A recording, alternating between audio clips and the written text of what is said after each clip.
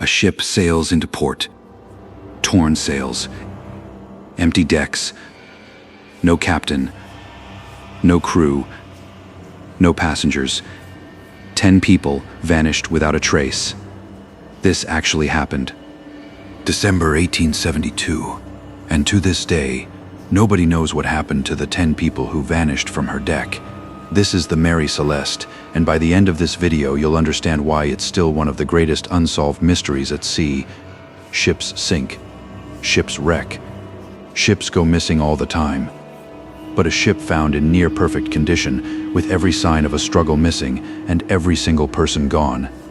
That's rare. That's why this story survived for 150 years. But most of what you've heard about it is myth.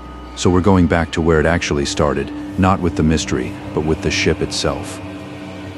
Nova Scotia, the Bay of Fundy, home to the most powerful tides on Earth, and one of the busiest shipbuilding coastlines in the world. In 1860, a shipbuilder named Joshua Dewis set up shop in a small town called Spencer's Island. Sheltered coves, endless timber, everything he needed. With backing from his relatives, the Spicer brothers, Dewis laid the keel for his very first ship. He had no idea what he was about to build. No sawmill, barely any blueprints. Just hands, timber, and a brutal Nova Scotia winter. By spring, she was ready, 99 feet long, 2 masts, a simple brigantine rig. Dewis called her the Amazon, a plain name, an ordinary beginning. But her very first voyage would end in tragedy, and it wouldn't be her last. Her first captain was a newlywed named Robert McClellan. Days into the voyage, he fell gravely ill. He never even made it to open ocean.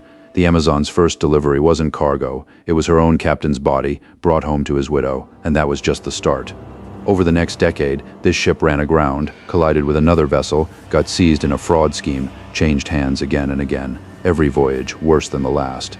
By the time she was renamed, she already had a reputation. An American buyer renamed her the Mary Celeste, Heavenly Mary.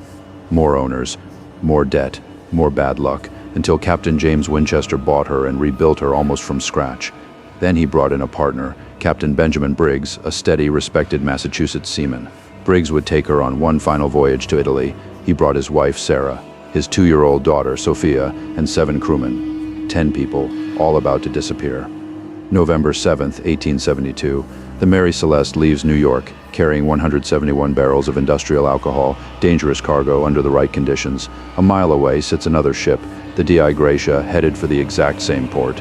Both ships sail straight into the same brutal Atlantic storm, and in the Mary Celeste's log, something strange is recorded. Not just rough seas and wind, but a groaning, straining sound coming from deep inside the cargo hold.